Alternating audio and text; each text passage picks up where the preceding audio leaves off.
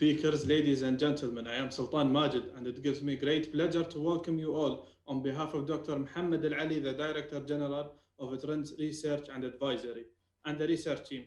Thank you for joining us, and I'm pleased to have you back with us for the first Trend Political Islam e-form, Path to Caliphate. The truth behind Muslim Brotherhood project. Today, in the fifth symposium of this series, we are going to discuss investment under the guise of religion, the Brotherhood economic empire. From its early days, the Muslim Brotherhood has tried to be integrated to the fabric of other communities for enforcing its ideology and recruiting new affiliates. It also aimed building relationship with social and political entities in the United States and Europe.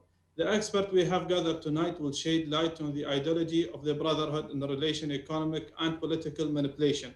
It also discussed the international anxiety over the Brotherhood economic expansion in Europe. In addition, it discussed the Brotherhood finance network in the UK. On behalf of Trend Research and Advisory, I thank you all the panelists, the moderators, and the viewers worldwide who have joined us today to participate in this session. With that, ladies and gentlemen, I give the floor to our evening's moderator, Dr. Christian Alexander. Thank you very much. Thank you, Sultan. Good evening, good afternoon, and good morning to all of you. My name is Dr. Christian Alexander. I'll be your moderator for this event. Again, on behalf of Trends Research and Advisory, one of the UAE's most vibrant and independent think tanks, I would like to welcome all of the 8 esteemed speakers, along with our online attendees, to this last e-symposium in the series on investment under the guise of religion, the Brotherhood's economic empire. In today's session, we seek to address and unpack the financial networks and funding strategies of the Muslim Brotherhood throughout the world.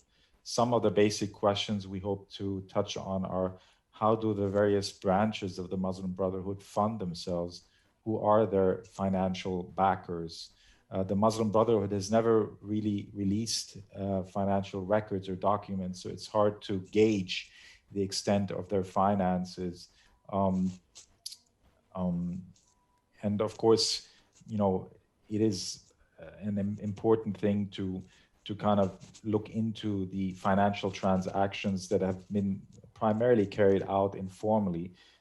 So a full assessment is marred in opacity, but we hope to shed some light on this very important issue. Before we start, allow me to make a few important announcements. First off, there will be Arabic-English translation available to listeners on the bottom of the screen.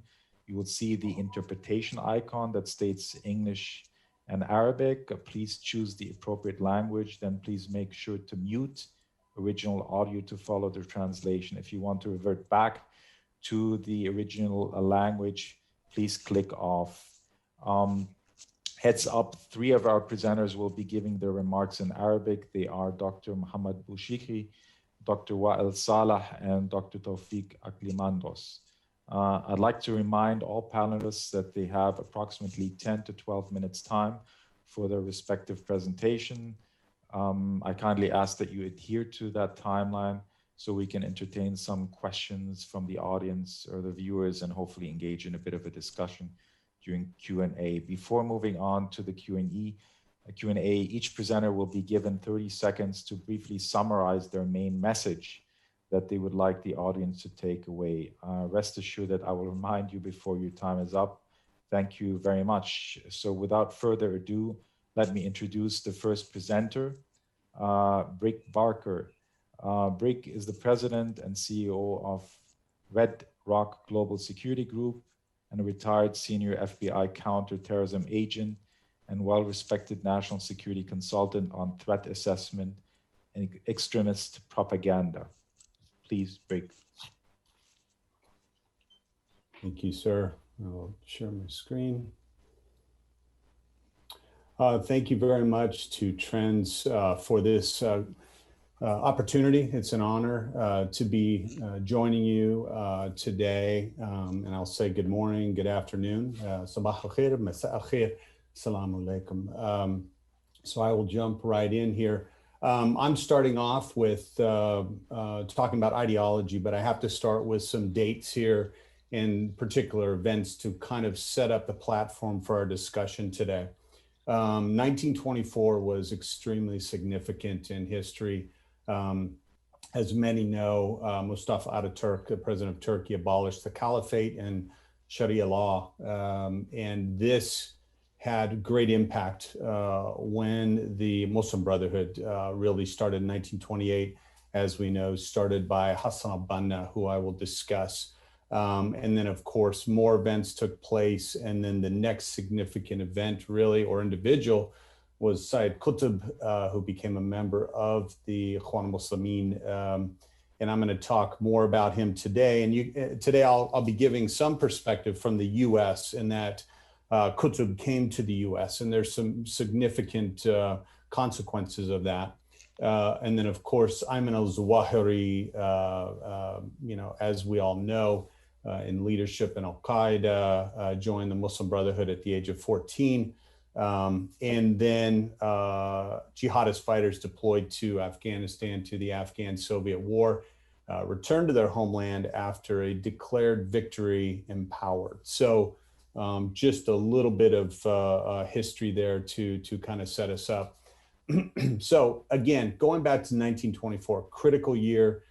We're going to talk a little bit more about individuals here because I think it feeds into what is the ideology that we're talking about. Of course, Hassan al-Banna, really the plank holder of the Muslim Brotherhood, lived in this ideology of criticism against two things. One, Western materialism, and two, the ulama out of Egypt.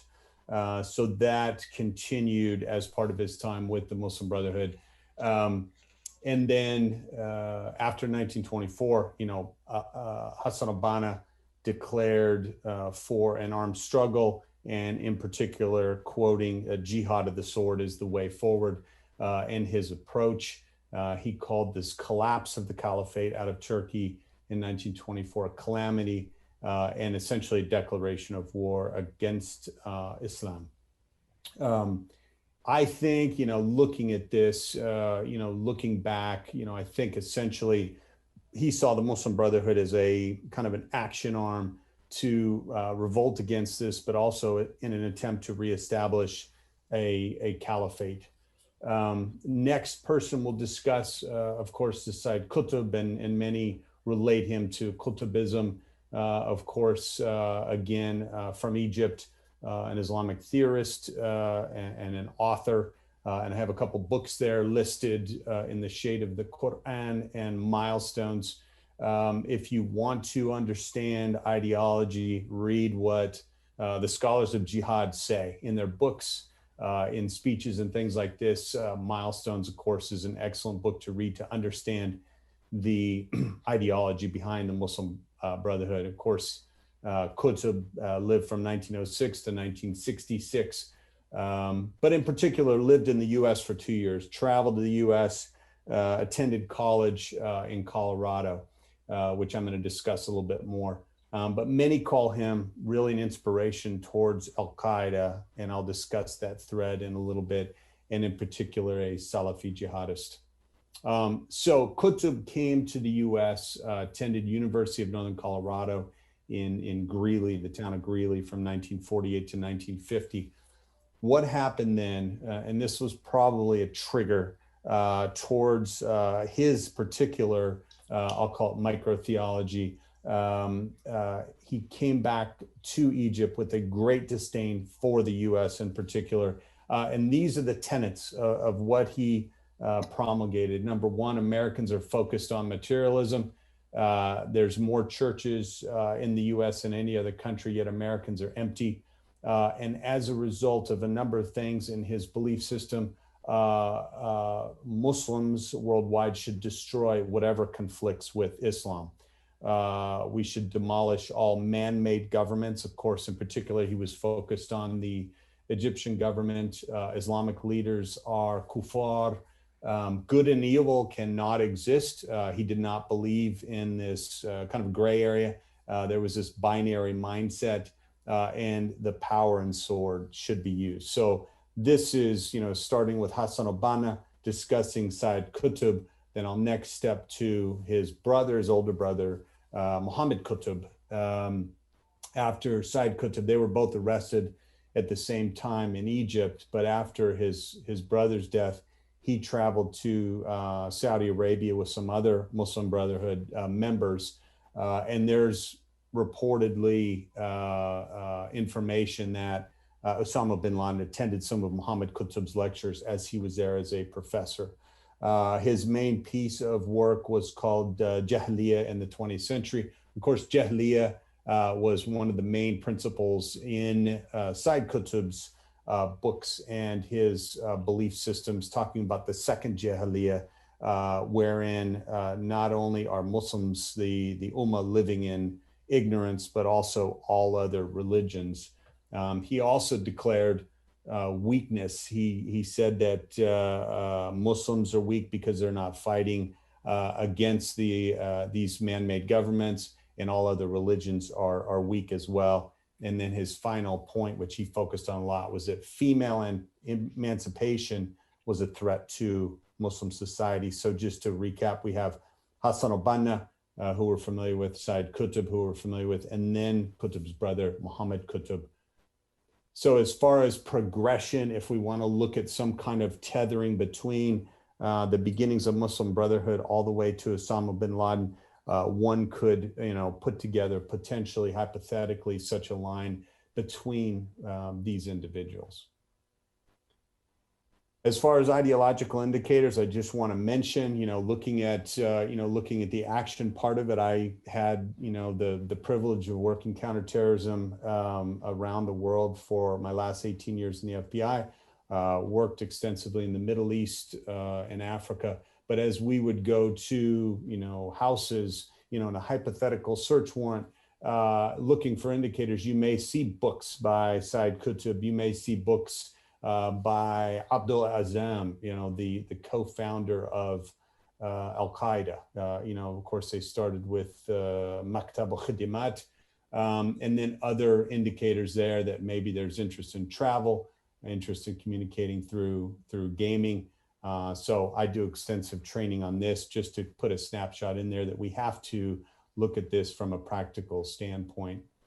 Another hypothetical search warrant, what do we look for out there? In the same room as those books, we see individuals interested in guns, knives, but we also see alcohol. We see, we look for things like potential shrapnel in an aquarium. Could that be used for nefarious purposes? All things that, we discuss as potentially pre-attack indicators.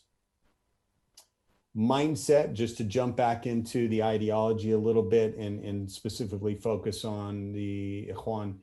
Jahiliyyah, of course, again, is from Said Qutb. This is my micro-theology, my circle. If you believe outside of my circle, then essentially you can, convert, but you need to fall into what I believe in. And that was the binary belief system. Another thing that some of them kind of hijack are al-wala, which we're familiar with, loyalty and disavow, but the way they see it is loyalty to those believers that believe like I do and disavow of everybody else. Bid'ah, where they essentially stand against the general madhab throughout the world. Shirk in their own interpretation.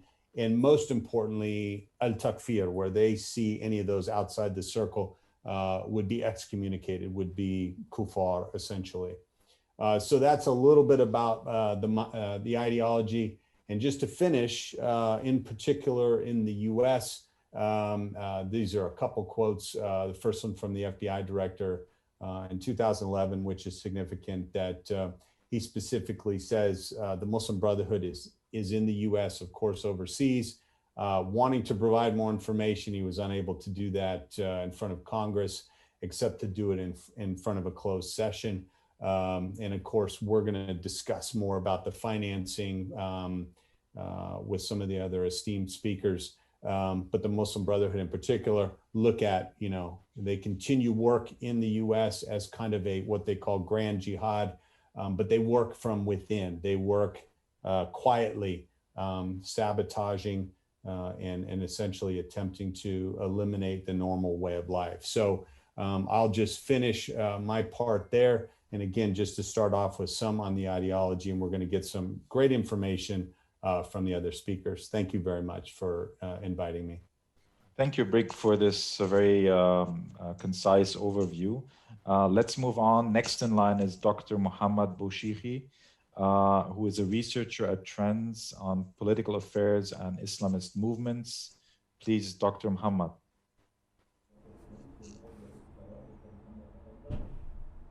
Thank you very much, Dr. Alexander.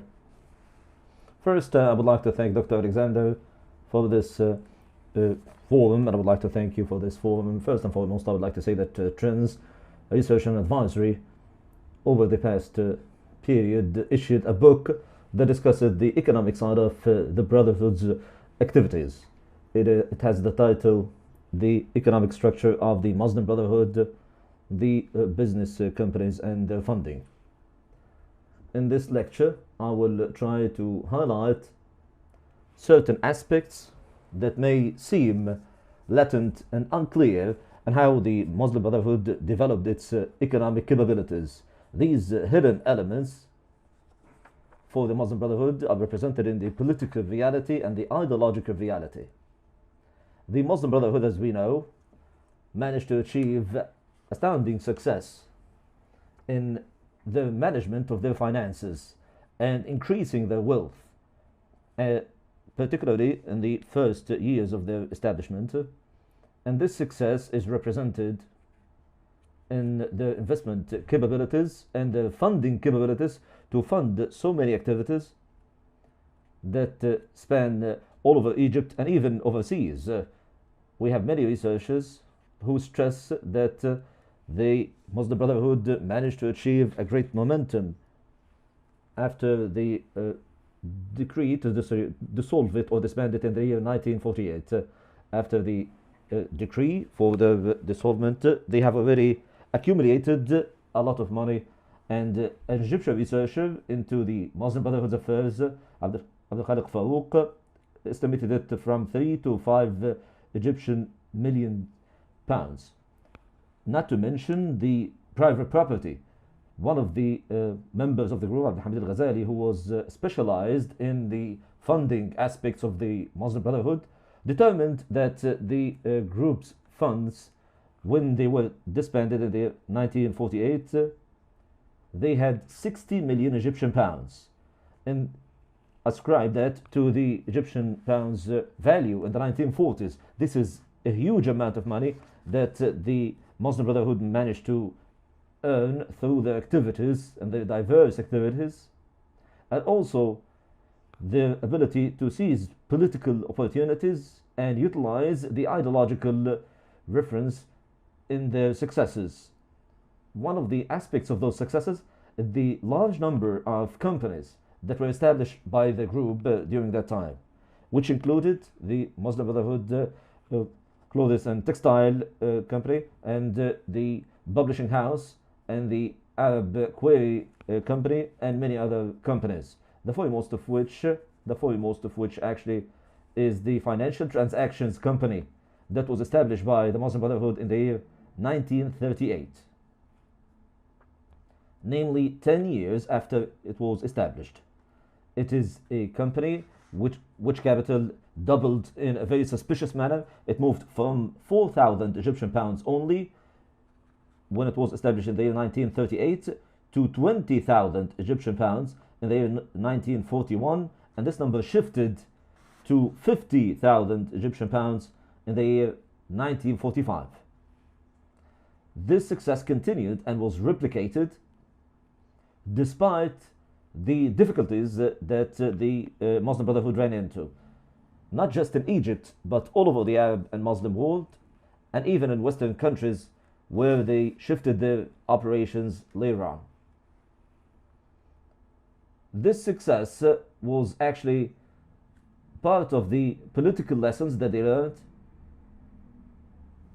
and the political circumstances that, as I have previously pointed out, the group managed to seize these opportunities and to serve their own objectives. it benefited from the support of minority governments which governed Egypt during the colonial period, because those governments perceived of the Muslim Brotherhood as a religious group that has nothing to do with politics. Actually, they aimed at using this group as a barrier against the spread of Al-Wafd political party and the communist trends back then, because back then the group did not really declare that it was seeking power, so it focused mainly on the religious and educational aspect in its activities. One of the aspects of support that they received back then was that the joint stock company that was managing the schools benefited from the support received by the Ministry of Education back then, and this support was represented as pointed out by Richard Mitchell. They were in 75 piastres for every single student that will be educated in the group's schools. Moreover, the Ministry of Education back then decided to provide free support for the students registered in those schools. The Prime Minister Ismail Sidqi back then financed, during his premiership in the year 1946, the first newspaper for the Muslim Brotherhood, and funded the establishment of its headquarters in Cairo. According to the British documents, he supported the militia of the special apparatus that was affiliated with the Muslim Brotherhood. Moreover, they benefited from the palace's funds during the reign of King Fuad, or the rule of King Farouk. And Ahmed al-Bardisi, an Egyptian researcher, pointed out that the group paid the price for this at the expense of the national interests of Egypt, as they started a coalition with the palace and the colonial powers against the national trends back then that aimed to liberate Egypt. Moreover, they were supported by foreign powers, mainly by the colonial power back then, the British occupation of Egypt back then. They received support from them, and in addition to the support they received from the palace, the foremost form of support was the establishment in the year 1928. Many historical resources point out that the Muslim Brotherhood received funds, around 500 Egyptian pounds back then, as a support for the establishment. They received this amount from the Suez Canal Company back then, and they Hassan al-Banna justified this acceptance of this amount of money, that this is actually the money that comes from the Suez Canal Company, and this is a company that should be owned by Egypt. And moreover, this was not the final point. Actually, they continued even further, and during the independence of Egypt, the Muslim Brotherhood managed to seize many opportunities to provide the necessary funding by accumulating the fortunes and enhancing the resources, even during the reign of President Abdel Nasser. When the second decree for disbanding the group was taken in the year 1956, in the wake of the so-called Al-Manshiyah attack, and this actually backfired, because back then the leadership of the Muslim Brotherhood benefited from knew how to benefit from this presidential decree, and they resorted to the GCC states by declaring that they were persecuted, and they used the state of conflict and animosity that was back then between the governments of the GCC and Jamal Abdel Nasser to obtain support and to win the sympathy of those GCC states, and this enabled them to obtain job opportunities and continue to accumulate funds and money. Also, during the presidency of the late President Anwar Sadat,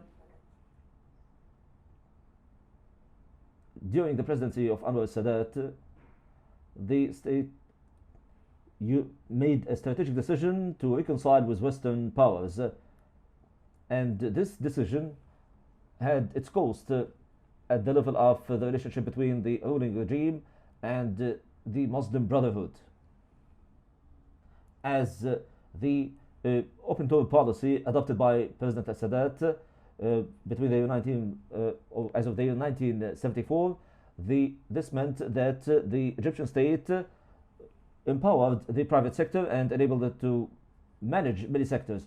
And the Muslim Brotherhood started investing heavily in many domains that require the intervention of the private sector, such as healthcare, transportation, and housing and transportation, and many other things.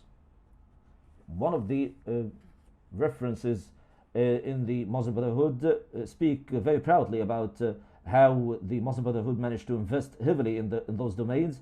They have covered almost all of the consuming sectors, and which have been deeply affected by the state's withdrawal from those critical sectors. This decision on the Muslim Brotherhood's part to invest in the private sector because of the absence of the state's role, this enabled them to get closer to the Egyptian citizens and enhance and increase their popularity. Then they accumulated a large number of funds and fortunes that they would have never been able to achieve without this kind of activity. During Hosni Mubarak's presidency, the relationship between the Muslim Brotherhood and the regime was based on conciliation, except for the Salsabil case. The relationship in general has been marked by leniency towards the Muslim Brotherhood and letting them conduct economic activities. And this gave rise to Muslim Brotherhood leaders who specialized in specific domains.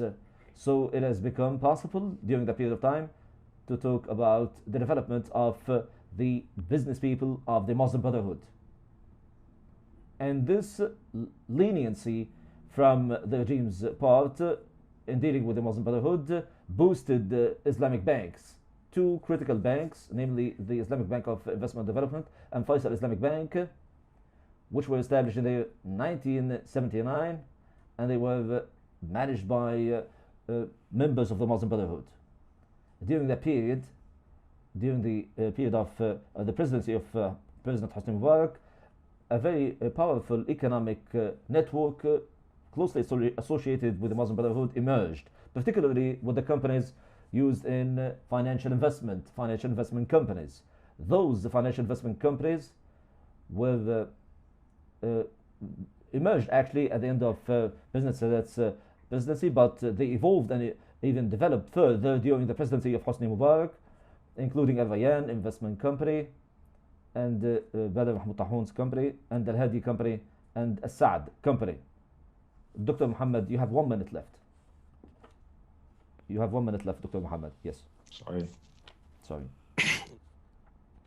God willing, I will try to wrap up within 1 minute. So these are the political aspects that the Muslim Brotherhood utilized to boost their economic capabilities. This is a level of the political level. Also, they utilized the support of minority governments and the palace directly, and also the British occupation forces. They benefited from the support and also benefited from the political regimes. As for the ideological aspect, unfortunately, I don't have enough time to cover this aspect. I hope that we can discuss this during the Q&A session. Just I want to point out that at the level of ideological references, the Muslim Brotherhood utilized religious scriptures to convince its members and people who are whom they are trying to attract or enlist in the ranks by talking about the concept of utilizing the concept of nationalism alongside the concept of caliphate, which represented a central point in their ideology. I hope that I will have some time to speak about this aspect, and thank you very much. Thank you, Dr. Muhammad. To Dr. Wa'al Saleh from the University of Quebec in Montreal, where he is an associate professor at the Institute of International Studies. His presentation is on the Brotherhood's future between ideology and economy. تفضل Dr. Wa'al. شكرا جزيلا دكتور كريستيان. Dr. Christian, thank you very much. I would like to thank you for this kind invitation to participate in this highly important conference organized by Trends Research and Advisory. it is no doubt the economic aspect is a key pillar for the Muslim Brotherhood, as it is used within the scope of the Brotherhood's economic and political project. It uses also this as a mechanism for the Muslim Brotherhood to penetrate the community by providing services that are provided to the needy segments of the community.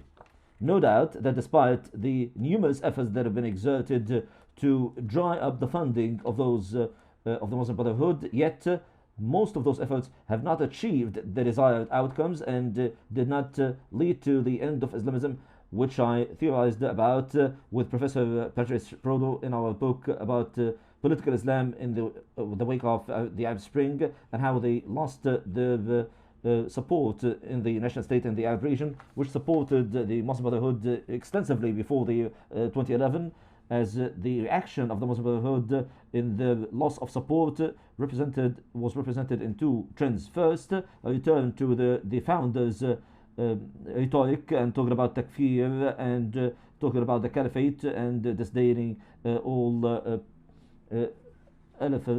elements related to the speaking of the religion in our book Retro Islamism, which reflects how this is done in the case of Egypt in terms of violence and extremism. The second trend has to do with all disregarding and disavowing all the pillars of the political Islam and Islamism, which does not make them more unique and compared to any other trends, which I call New Islamism. Both ways will lead to the death of Islamism, which I call the Necro-Islamism or death of Islamism, because after disbanding this and rejecting this concept, it has lost its charm. And once they disregard all their founding beliefs, they have put an end to themselves. And definitely this will lead to the end of Islamism and the political rhetoric of political Islam. And then, in this case, political Islam, now at the ideological level, it's about to go extinct. Yet they managed to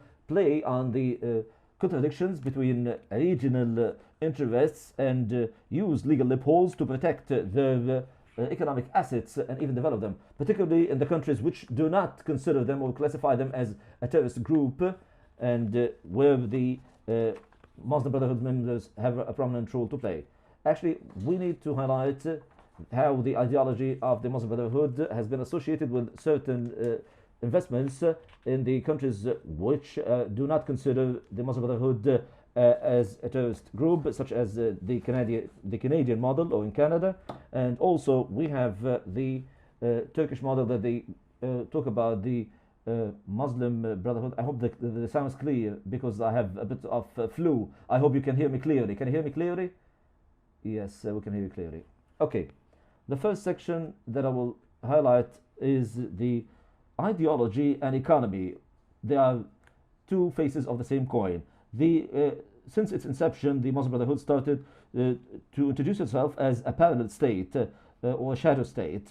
The founder Hassan al-Banna says that they are an economic company because Islam appreciates earning money. So the economic factor is a critical element that is associated with ideology since the first writings of Hassan al-Banna. And this is the practical interpretation of how the group believes of the comprehensiveness of Islam, according to them. In the following lines, I will highlight the two critical elements, two critical researchers who have documented the Muslim Brotherhood's activities. As pointed out by Dr. Muhammad Sheikhi, the Islamic Investments Company, which was established in the year 1946-1945 as an Islamic economic company. This was the first company, Riyad Abdul Qadir Islamic Transactions Company. It is a joint stock company that had 50,000 Egyptian pounds back then. The second company is the Arab company for Guise, which was established in the year 1967 with a capital of 60,000 pounds. So through the upcoming documents, the article which will be published later on, Riyad Abdul Qadir Jamjoom is the real founder of the Muslim Brotherhood's economy. It is noteworthy that his son Hassan has economic activities up till now in the Kingdom of Saudi Arabia, represented in Hassan bin Riyad bin Abdul Qadir Jamjoom Public Services Company. Dr. Mahmoud Abu Saud, who worked as an a council for the King Sanusi in Libya, and worked on issuing a number of local currencies in Arab countries. Is the second founder of the economy of the Muslim Brotherhood. In addition to all of those major companies, the Muslim Brotherhood seeks any opportunity to earn more money and to increase their funds. And in the year 1942, they started levying some fees for joining the group to increase their funds. Moreover, for the year 1944, the year 1945, the budget of the Muslim Brotherhood show how they have adopted this approach. The funding mechanism is based on the ensuring that 1/5 of the members' income is donated to the Muslim Brotherhood. Another document in the year 1938 show that Hassan Banna says quite clearly that we need to invest part of that amount of money in economic projects according to a special system that ensures that it can be utilized later on. So there's this close link between economy and ideology. It has been present since the first day of the MB's inception, or the Muslim Brotherhood's inception. It is still clear in how they established further companies that we'll talk about. Now we will talk about the so-called the economic havens for the Muslim Brotherhood. First, these are the countries that do not perceive of them or categorize them as terrorist groups. I have participated in a survey by the newspaper about how the Muslim Brotherhood invests heavily in Canada, and we reached the following. There's the Canadian Islamic Association and the ISNA Association in North America. They are funding, they are suspecting of, actually they're suspected of funding terrorist groups, and they are establishing Muslim schools. They are providing direct extremist rhetoric in 2 mosques that are controlled by the Islamic Society of North America, ISNA, and they are actually receiving more than $5 million as donations from the Ministry of Education in Quebec for the years 2010 and 2018, and the Islamic Muslim Association seized 2 of those buildings a few months in the middle of Montreal for $7 million. According to how the Royal Canadian Police pointed out, they donated actually $300,000 to the Islamic Relief Fund, IFRAN, and out of that amount of money, $6.5 million were sent to Hamas, which is categorized as a terrorist groups between the year 2005 and 2009. In 2011, the View Canada cancelled the legal status of that fund, and the federal government in Canada declared that this is a terrorist group. There are many such examples, but due to the time limitations, I will publish this later on in an article and show how the ideology and economy are associated with one another in Canada, and how the Muslim Brotherhood has been boosting their economic capabilities through the investment projects that aim at the end of the day to fund terrorism and to cover the expenses of the so-called da'wah. In general, the Muslim Brotherhood's rhetoric in Canada aims to instate them as the sole speaker in the name of Islam, as they control dozens of mosques and small Islamic organizations, which have gradually controlled the activities of Islamic activities in Canada, and they have investment companies in Canada, and this enabled them to control the people with less income who have a major impact on elections in Canada. So, since there is no continuous monitoring of economic activities of the Muslim Brotherhood by the Canadian state, which does not actually categorize them as a terrorist group. Moreover, some government agencies in Canada realize how dangerous the Muslim Brotherhood is.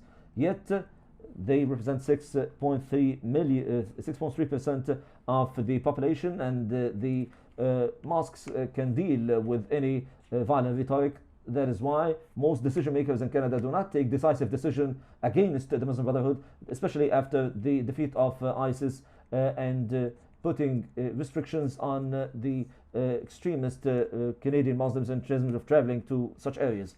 So in Western countries, this approach allows the Muslim Brotherhood to continue to raise funds for their activities and to fund terrorist groups, whether in Western countries or overseas, and to continue to spread extremism in Muslim circles. The second example, which I call the economic heavens for the Muslim Brotherhood, is the Muslim Brotherhood states where they are participating in the government or influencing the government, as represented in Turkey. Recep Tayyip Erdogan is considered someone who established a conservative Islamic trend within a coalition based on Islamism and national fascism, and we cannot understand the internal external policies of Turkey and the different coalitions unless we understand the level of correlation between economy and ideology for the Muslim Brotherhood through this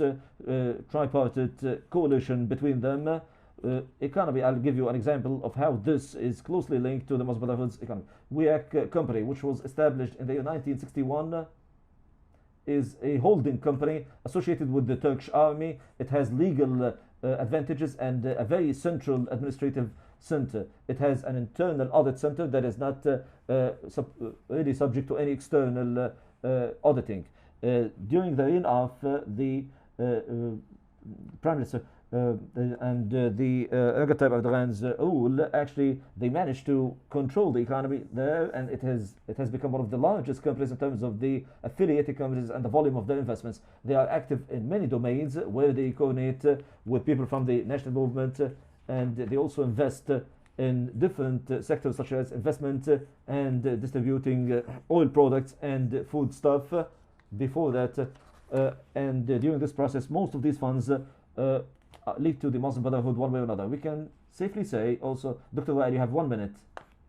We can also say, okay, we can also say that at the level of external relations of Turkey and how they influence the economy, there is a level of pragmatic geopolitical coalition between Turkey and Russia, which emerged after the conciliation, after Turkey downed a Russian fighter in Syrian airspace, and this Turkish-Russian coalition has become also been with the support. Alexander Dubin is a really important researcher who envisioned the new concept of Russia. He calls for the coalition between Islamism and the new trends of Russia, and to bring about many added benefits in terms of the economy. Some people say there is a tripartite coalition between the Muslim Brotherhood and the terrorist groups on the other hand, and the Turkish mafia on the other hand, and I will analyze this even further during the article that I will publish later on due to the time limitation. Now I would like to conclude my intervention.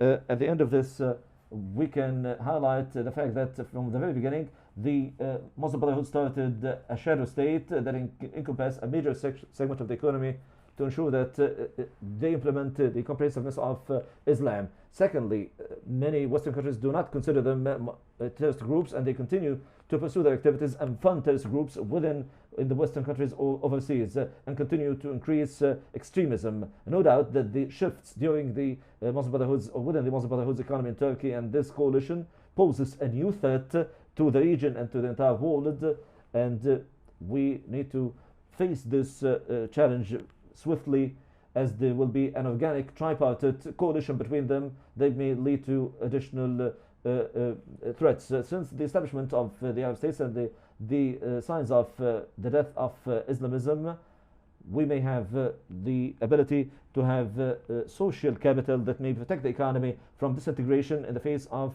sectarian trends. This should be associated, this effort should be associated with decomposing and decompiling the rhetoric utilized by the Muslim Brotherhood, and to fight all the new trends and mechanisms adopted by the Muslim Brotherhood to protect their economy. In conclusion, I can summarize everything that I said, that the more we decompile and decompose this ideology, we can weaken their economic activities. And the more we target the economic activities in a legal manner, the more we will be able to weaken them. Thank you. Thank you very much, Dr. Wael. We move on to Irena Zuckerman. Irena is a human rights and national security attorney and the vice president of Timberwolf Phoenix Republic Underground, and an advisor to the London-based International Justice Organization. The floor is yours, Irina. Thank you so much. Muslim Brotherhood, when it was first conceived in Egypt, was supposed to have two sides to it. One was public structured side, and one was concealed, secretive. We see that that structure carried through decades and continues to this day in various forms and varieties. The original structure, as it was implemented in Egypt, actually followed an economy of a country in its structure. It had an administrative, executive branch, legislative branch, and jurisprudence. It had a legal branch as well. Actually, from the very beginning, it initially started out with small cells called families that each elected a leader. In the beginning, they started with just 5 members. Later on, even these small subsections grew. They would engage in various activities together, and they would contribute funding towards a common fund. There were larger subgroups all the way to the top. There was also on the national level in Egypt and later other countries. There was also a Shura Council and a guidance office. The national model also replicated itself on the regional level. And eventually, of course, this organization was banned in Egypt, but this structure remained in place. The initial sources of funding for Muslim Brotherhood, as it originated, were membership fees from essentially card-carrying members. Eventually, they diversified. The now infamous model of Islamic charities became a prevalent way of gathering funds externally. And they were able to funnel it through their various offices, not just around Egypt, but around the world. Muslim Brotherhood globalized it from the beginning, not respecting national borders. It sought for a way to embed itself in Europe and the United States, and it eventually succeeded. Now, what about the secretive component of this organization? Once Muslim Brotherhood came under scrutiny from the authorities and became banned in various countries, there had to be some other way of attracting funding and continuing to function. From the very beginning, that path had been explored by the members, and what they ultimately found constructive is attracting businesses to help them fund their activities, because even though Muslim Brotherhood is considered possibly the biggest such movement in the world, no one really knows how many members there are and how much they're able to afford to pay. There is no financial accounting that is released, no expenditures, nothing formal. Essentially, most of the economic infrastructure is in the hands of a small number of people who keep it very close due to concern about potential leaks. They diversified their economy. They started investing not just into Islamic charities, but over decades they formed relations with successful members of business, and those also evolved over time. The businessmen eventually started out being involved in real estate commercial transactions, but over time they founded the model of service companies more successful because it attracts less scrutiny from the state, and it's easier to launder money through the structures. That presented a unique problem, not just in Egypt, but literally in any state where Muslim Brotherhood is outlawed as such, because there is an issue of how much of the funding just happens to belong to private individuals who happen to be Muslim Brotherhood affiliates, and how much of it is the common capital that belongs to the organization as a whole, and that kind of makes it very difficult. Recently, Egypt implemented laws that essentially ban not just the organization, but essentially go after members of the organization, which allow them to pursue individual businessmen that are funding and facilitating these activities. That has not been made clear to the public at large, and therefore there's been some recent controversy over the arrests of these individuals. In other countries, that the same model applies. Just because something is banned in Egypt, they essentially moved from Egypt to Turkey. Qatar has also been instrumental in facilitating this activity through business and other measures. But the same model applies everywhere. Even in Europe, there's a very massive Muslim Brotherhood presence there because the organization is not actually banned. It remains relatively open. And in fact, there's been a great deal written about the Muslim Brotherhood networks, the fundings, the sources of funding from Qatar. But because all of it is perfectly legal in Europe, it doesn't really matter. They continue doing this activity. The funding comes by way of very complicated structures. We have seen as an example that was analyzed by a Middle East Forum here in the United States, the international network of a charity called Islamic Relief. Islamic Relief, unlike previous charities, it's become a very sophisticated network that's has gone far beyond initial charities that were easy to trace, to track, and that laundered money directly to terrorist organizations. More complicated networks of these organizations, essentially, they're able to rebrand very successfully. We have seen this happen with the early Islamic banks. One of them was established, a whole network of them actually was established by an Egyptian with European citizenship named Yusuf Nada.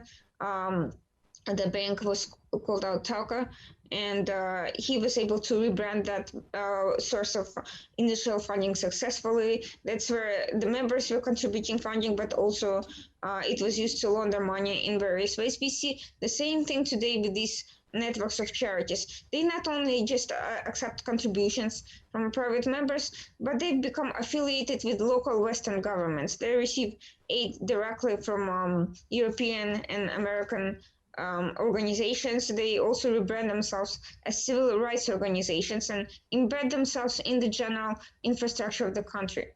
In the United States, Muslim Brotherhood members do not call themselves that. Which makes it easier for them to evade scrutiny, evade forensic analysis of the funding, and easier to essentially confuse the paperwork of where that funding is going. Now, what about the spending? Where does all of this go once they amass these structures, banks, charities, and companies? Essentially, the funding and the spending are quite closely connected. The most Muslim Brotherhood has evolved in that they no longer rely on simply on individuals who can work in NGO world or academics or journalists, as was the case earlier in Egypt, where individuals of particular professions infiltrated the industries and were able to utilize those tools. Now, the new model of the Muslim Brotherhood involves individuals highly skilled, highly trained, very sophisticated, who are able to move through different circles: academic, security agency advisors, commercial organizations, major boards of major corporations, and through these networks, they're able to move cash around from one place to another.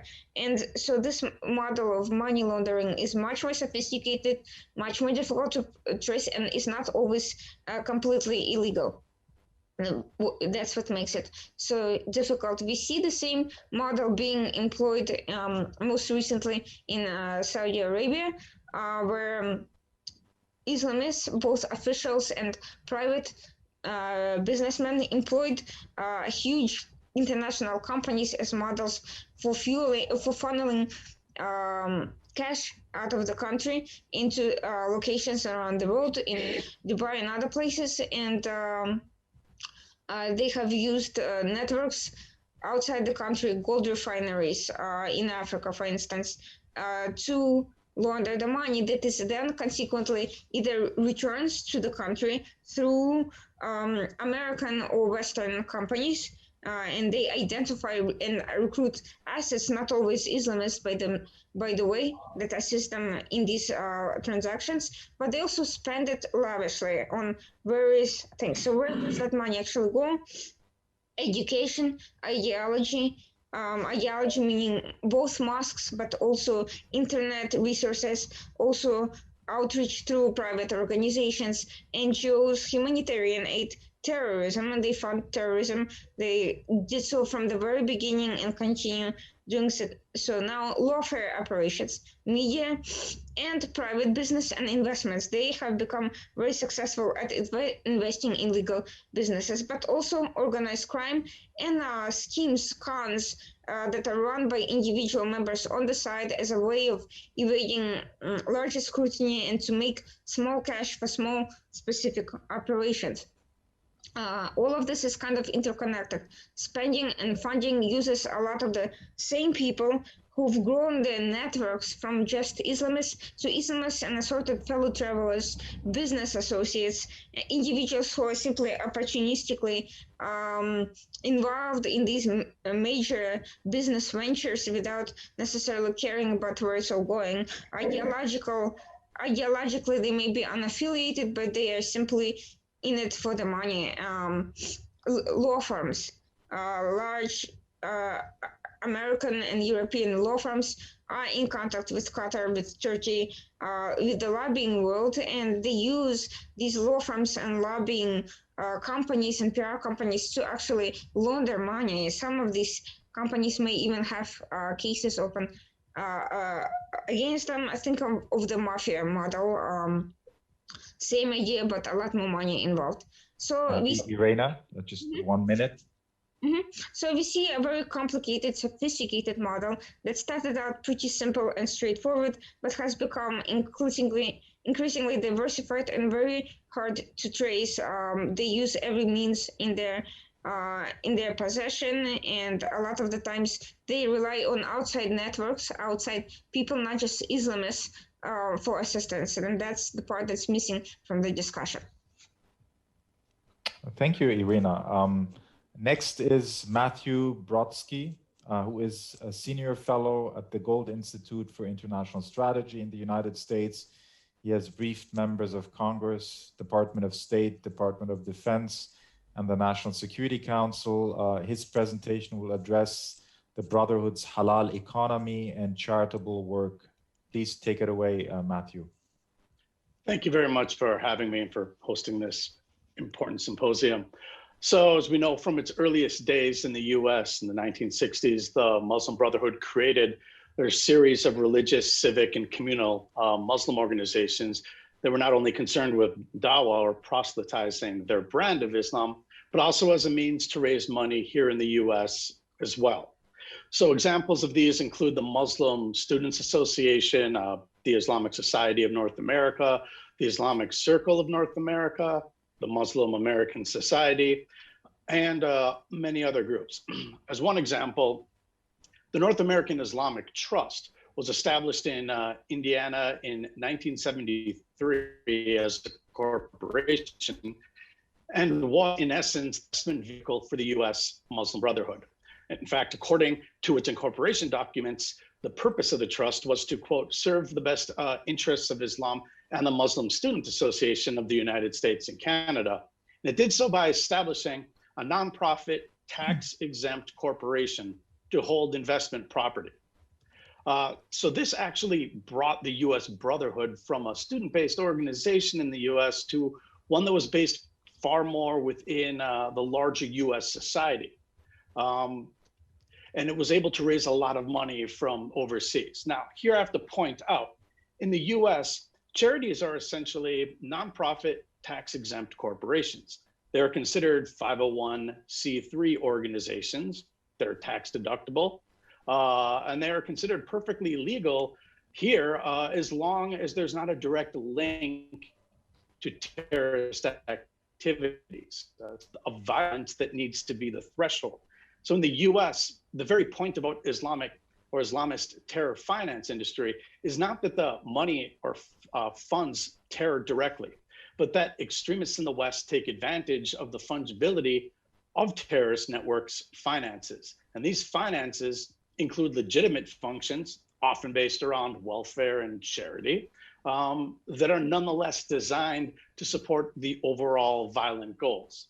I mean, the US Treasury has guidelines that emphasize this fact. It says the risk of terrorist abuse facing charitable organizations cannot be measured from the important but relatively narrow perspective of terrorist diversion of charitable funds to support terrorist acts. Rather, terrorist abuse also includes the exploitation of charitable services and activities to radicalize vulnerable populations and cultivate support for terrorist organizations' activities. So that begs the question, right? What does it look like when charities are abused and used to fund terrorism? So we have the case here of the Holy Land Foundation, which is a violent above ground organization. It actually became the largest terrorism financing case in American history. Abu Marzouk, a political leader of Hamas, provided substantial funds to the foundation in the early 90s. In 1994, he designated the Holy Land Foundation as the primary fundraising entity for Hamas in the US. Meanwhile, Marzouk himself was named a specially designated terrorist by US Treasury Department in 95. So the Holy Land supported Hamas activities through direct fund transfers to its offices in the West Bank and Gaza that were affiliated with Hamas and transferred to Islamic charity committees, such as our Zakat committees and other organizations and charities that were part of Hamas and part of its members. It raised millions of dollars annually. In fact, raised 13 million in just the year 2000. And this was used by Hamas. So before Treasury shut it down, the foundation also founded what we have today is the Council on American Islamic Relations, or as we call it here in short, CARE. So CARE is also a DC-based 501c3 nonprofit tax-deductible organization. It has 28 chapters that are independent around the country. And since '94, it has tried to position itself as the leading American Muslim civil rights organization. And given today's political climate in the US, to suggest that CARE is at a minimum linked to the Muslim Brotherhood, as of course it is to invite scorn from the left side of the political aisle that you are just an anti-Muslim individual or you're racist. Yet one of the founding board members of CARE's Dallas office was linked to the Holy Land Foundation, which is also the chief fundraising arm for the Palestine Committee in the US. Now, Irina already covered the Islamic Relief Worldwide and Islamic Relief USA, which is the largest Islamic charity in the West. I would just add that the senior officials admit the organization was founded by Muslim Brotherhood ideologues with extensive ties to Islamist extremists remaining. And the US wing overlaps with organizations that the Justice Department has identified as affiliated with Hamas and the Muslim Brotherhood. The UAE, I would note, banned the Islamic Relief as a terrorist organization. The Israeli government says it funnels millions of dollars a year to Hamas. Incredibly, the State Department here even hailed Islamic Relief as a partner in July 2017 in an announcement. It was even advising USAID, the U.S. Agency for International Development, and the State Department at the same time that Israel was banning the group. So there's been an investigation started by the FBI, the IRS, and the Office of Personnel Management in 2016. And as of this summer, investigations are still ongoing. If this case were to actually come to trial, it would be bigger than the one against the Holy case, as I said, in American history. Now, a word about Islamic charities. Let me back up and state clearly for the record that while not all Islamic charities are involved in terrorist operations, some donors have zakat contribution diverted by charities that fund legitimate humanitarian operations, as well as to militant arms. So individuals knowingly can contribute to charities that fund terrorists, but in many cases, they have no idea. Some donate to what they believe is legitimate, and it turns out that it's a terrorist front or a financial front.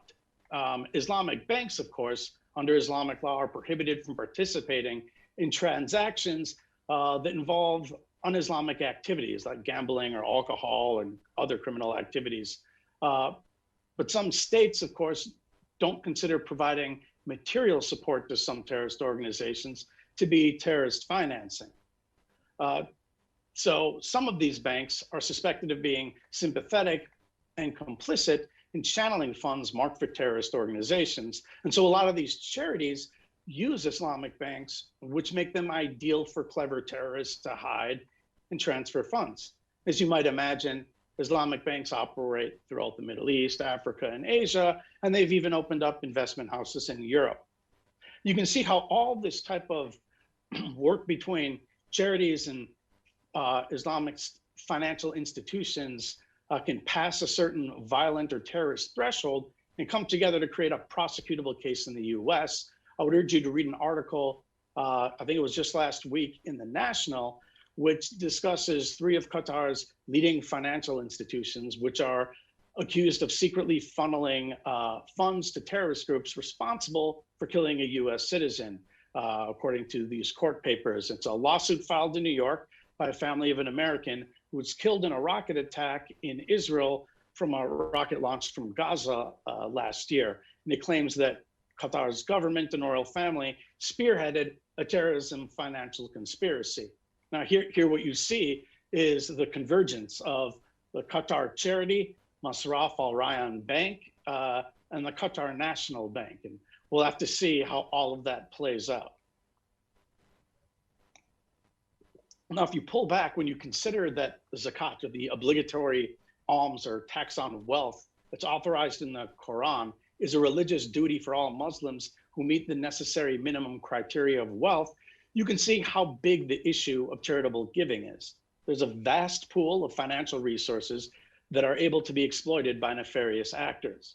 And so if all of what I described can be considered above ground financing, utilizing formal financial institutions that can be diverted from terrorism, there are also informal or underground financing options that constitute the biggest blind spot of the US in the realm of terror finance. I'll briefly touch on Hawala, which is informal and underground fund transfer system, often used in the Middle East or even in the US and elsewhere by migrants to send money back to their home country.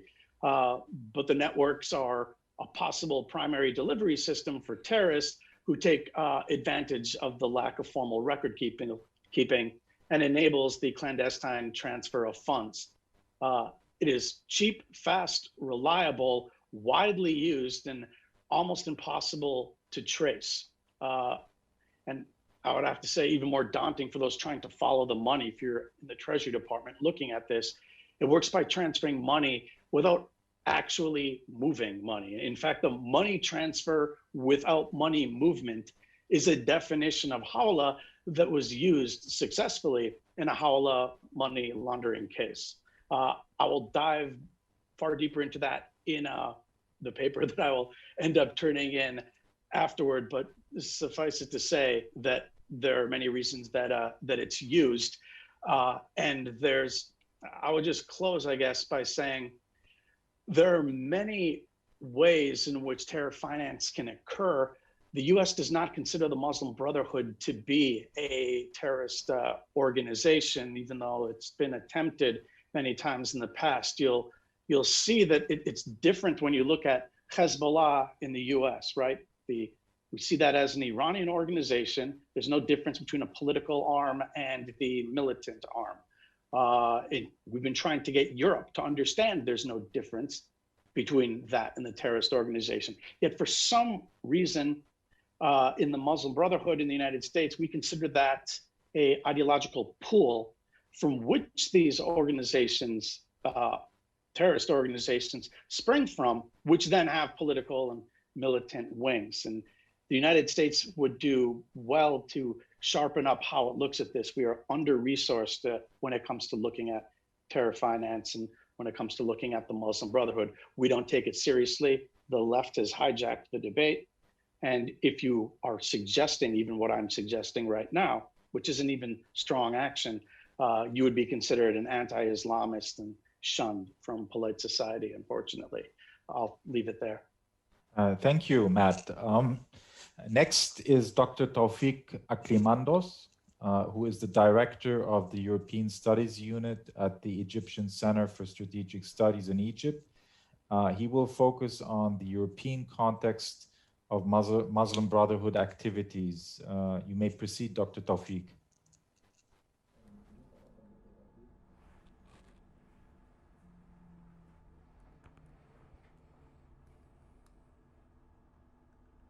Thank you very much. I would like to first express my appreciation for your kind invitation, and this is a highly important topic, and it's a wonderful opportunity to meet dear friends and colleagues.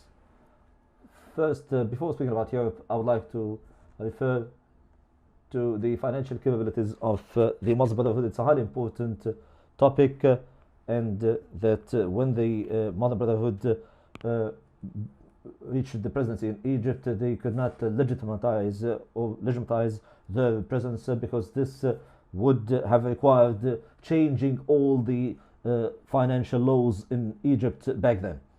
So with regards to the fear from Brotherhood and the location in Europe, we need to distinguish between the European countries on the one hand, and on the other hand, they have the Muslim Brotherhood strategies. European countries, there are many European countries, so we'll have to distinguish between the countries that believe in cultural diversity and countries that have a central culture. This is on the one hand. On the other hand, I will get back to this point quickly, but we need also to distinguish between the countries that have a Muslim minority, a significant Muslim minority, and the countries which does not have or do not have a significant Muslim minority. And the first group is what matters the most, where we have a significant Muslim minority. We have to pay attention. And I need here to highlight that France, for instance, has the largest Muslim minority in Europe and the largest Jewish minority in Europe. So there's fear among some European officials or in European circles that it is the deterioration of relationships between these expatriate groups, or let's say these minorities in the Muslim and the Jewish minorities in Europe will push the Jews to leave Europe, and that the Declaration of Human Rights in the French Revolution, gradually they'll find themselves a country without any Jews because they have been forced to emigrate from France. This is a very important point that will not be discussed openly. This is on the one hand. On the other hand, I said that there are central, or actually countries that have a central culture and countries that believe in cultural diversity. We should also provide models of this example. There's a successful model and other countries that perceive of their model as one facing a crisis. There are some countries that have a central culture and they don't perceive any problem. France is a country that has a central culture and has a significant number of Muslims, and its model is facing a crisis. We can also add that the foreign policy plays a major role and sometimes affect this point. It is a country that has many interests. The pros and cons of the Muslim Brotherhood, they are transborder company, or they are transborder group actually, and the country that wants to confront the Muslim Brotherhood should anticipate many problems and confrontations in many locations. This is an important point. This is the point that I wanted to point out. The Muslim Brotherhood's project in general, they have two projects. One of them is the let's say controlling the largest number of Muslims by controlling their lives and imposing the Muslim Brotherhood's criteria of life on them. And on the other hand, we have the representation of representing those Muslims in front of governments. There is something in France that is peculiar to them that has to do with funding, and the US may be in the same boat as well. They seek to create Islamist centers at the geographic level, in the sense that if there is a suburb or a city that has, let's say, 1/3 of them is Muslims, they will penetrate the Muslim population in that city, and they will control the key points there, or the key sites, mosques in particular. They will buy stores and shops, many of them, to ensure that they have presence all over that city or all over that suburb. And then I have to use this word, they will start scaring away those who disagree with them. So this area or city will be fully Islamized, and they treat it as, they can play the recordings of the Holy Quran recitations on the street. They welcome women who are not, women who are wearing hijab, and they will stir trouble with other minorities. And at the end of the day, and this is one of the Muslim Brotherhood's female members said that we had so many Muslim Moroccans here. This is very strange, despite she doesn't even know how the population is composed of in that city. So there are actually at least two plans. The first is a strife or a conflict within the Muslim communities themselves, and secondly, the drive to impose themselves as the primary representative of Muslims in front of the governments of those countries. I would like to highlight the fact that the primary reports and in the parliament as well, they have important information actually can be obtained from the discussions that have been stirred in this regard. As for the funding of the Muslim Brotherhood, we can say that there are three types of problems which are closely linked. Where does this funding come from? How this funding is spent? And why or how the Muslim Brotherhood succeeds in pulling, or let's say, encouraging many European countries to finance and fund their activities. Let's begin with the sources of funding. Most of our colleagues here pointed them out. Namely, we have Qatar and Turkey. Qatar is a primary funding source for the Muslim Brotherhood. I have there's a book by a French journalist. It's called the Qatari Paper. It's about the Qatari funding of the Muslim Brotherhood's activities and the Muslim Brotherhood centers and the training of Muslim Brotherhood's imams. And there is Qatar Shariti. It's an establishment that funds many leaders of the Muslim Brotherhood as well. So this is on the one hand. This is the first point. There are also the donations and the subscription fees and the charitable organizations, such as which represent actually a quick approach which enables them to have full access to large funds very quickly, which is used for things that have nothing to do with charity, of course. There are also schools. Schools play a major role in funding the Muslim Brotherhoods, because the Muslim Brotherhood's approach, they want they want to create, or they want to start a conflict between the non-Muslim majority and the Muslim minority, and they use, let's say, if there are conservative Christians in that community, they are trying to push Muslims towards government or public schools, and they say that the Muslims should enroll their children in these Muslim schools, and these Muslim schools will, as we pointed out to some leaders who were prominent leaders in ISIS, for instance, and this is affiliated with those schools. So there are endless stories in terms of the diverse activities, as pointed out by Dr. Mac Proxky, in terms of the halal foods. They have confronted many European countries in this regard, because European countries wanted to regulate the criteria for halal foods and what is halal food and what is not halal food, but the Muslim Brotherhood succeeded in Islamizing the entire sector of halal food.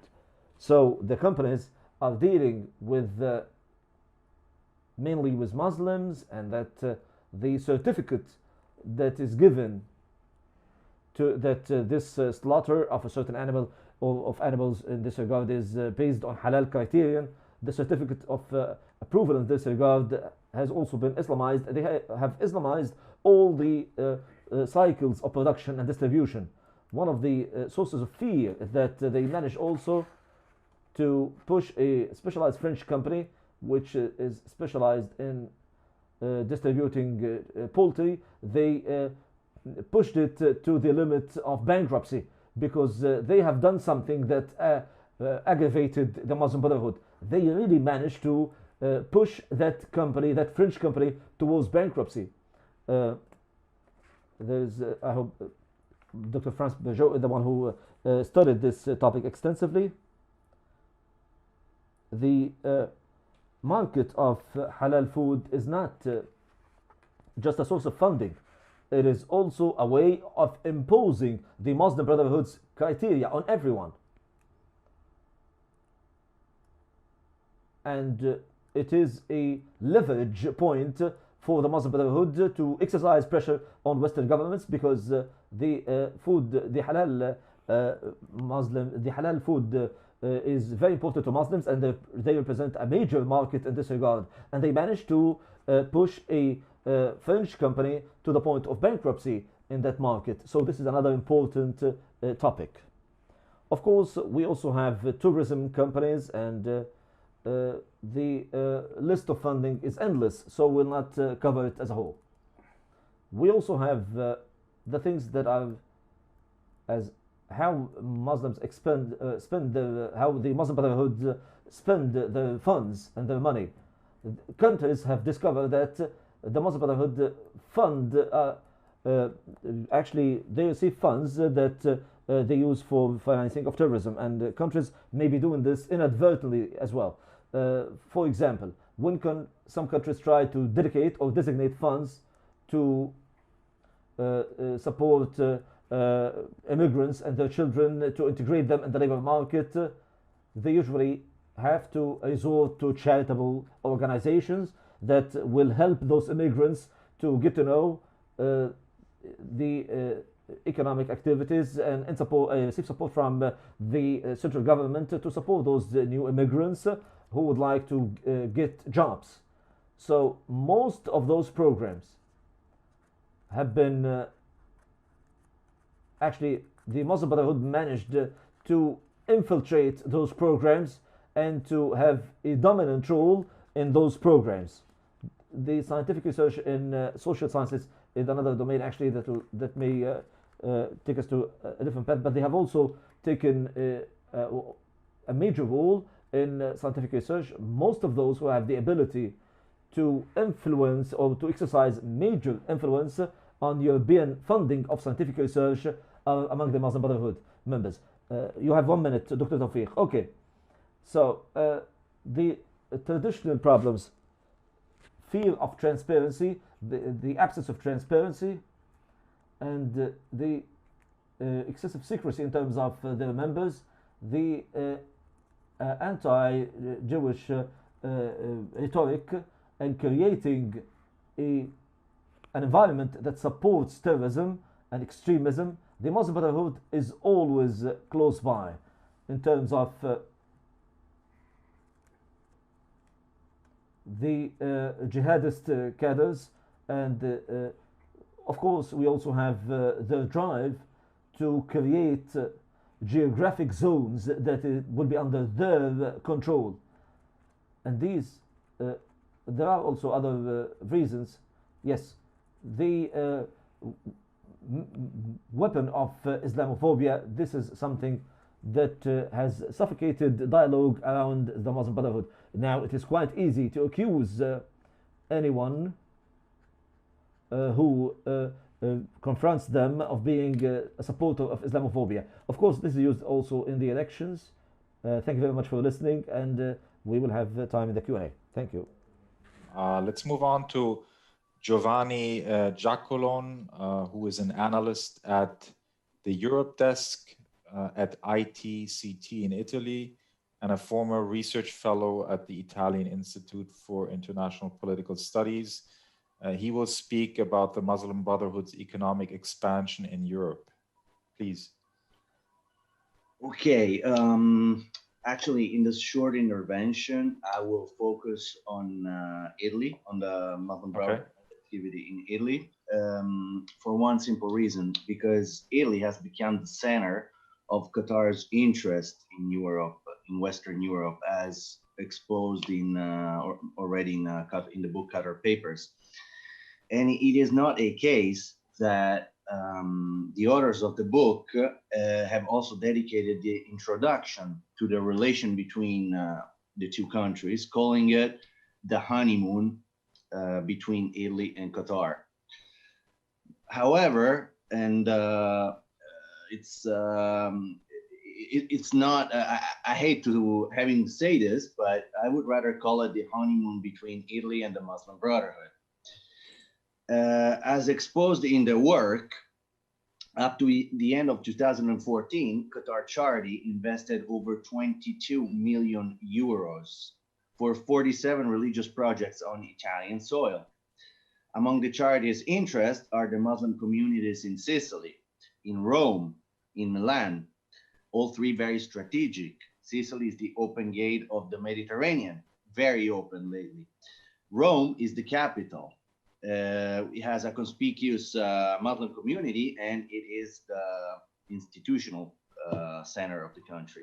Milan and the Lombardy region have the biggest Muslim community in the country, and also the oldest. Qatar's investments in Italy are strong and focused on different areas, such as finance, tourism, airline industry, weapons, Italy's army in Qatar, as a matter of fact, and indeed religious ideology. Italy's institutions and political arena are very well aware of this.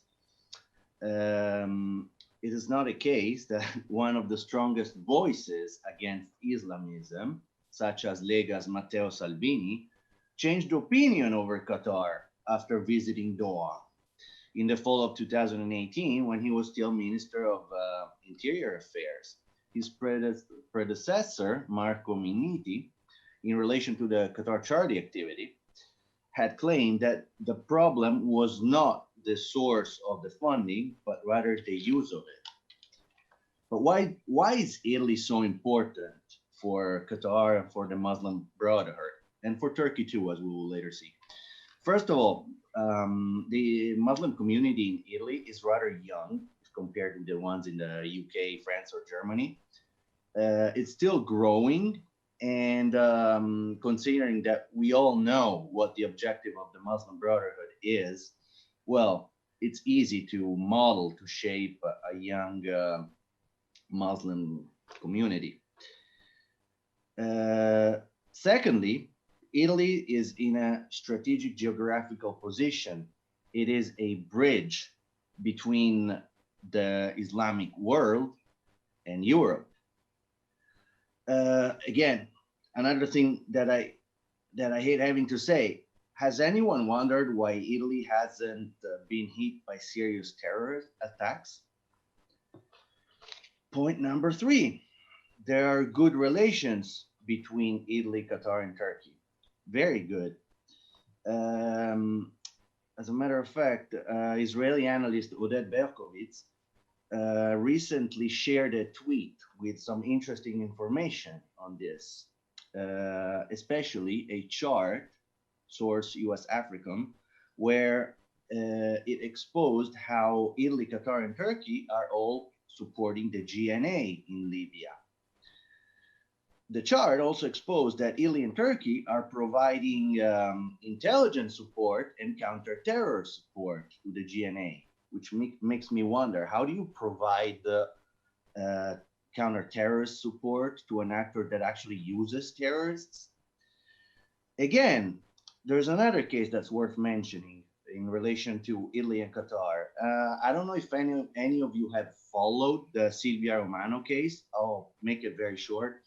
Silvia Romano was an aid worker that was apprehended by Al-Shabaab in Kenya in November of 2018. And she was released last spring.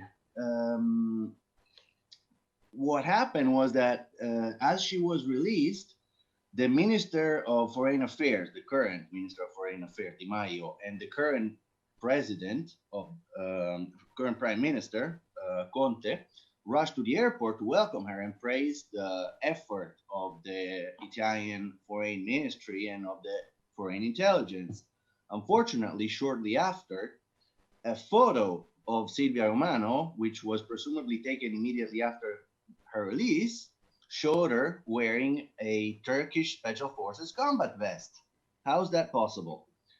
Well, shortly after, Turkish news agencies and even a Turkish news website in Italian language, or I should say an Italian language website that is pro-Erdogan, claimed that Romano had been had been liberated by Turkish intelligence on the request of the Italian government.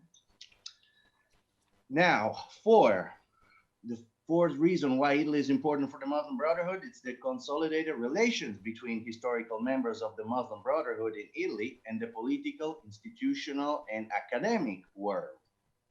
Just a few examples. In June 2019, the daughter of a godfather of the Muslim Brotherhood in Italy, President Emeritus of UCOI, which is considered the Italian expression of the Muslim Brotherhood, his daughter received the Order of Merit by the President of the Republic for her journalistic effort.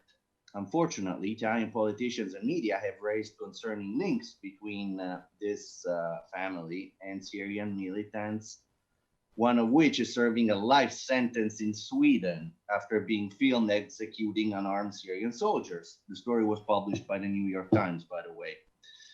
In the summer of 2020, the General Secretary of Rome's Great Mosque, Dr. Abdullah Erdogan, defined this